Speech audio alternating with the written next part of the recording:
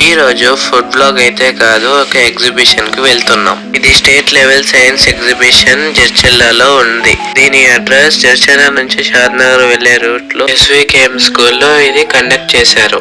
ఈ exhibition state లో ఉన్న అన్ని డిస్ట్రిక్ట్ నుంచి వచ్చారు. ఎంట్రన్స్ అయితే చాలా గ్రాండ్ గా ఉంది. స్కూల్ చాలా రాయల్ గా ఉంది. ఇక్కడ మొత్తం 3 ఫ్లోర్స్ ఉన్నాయి.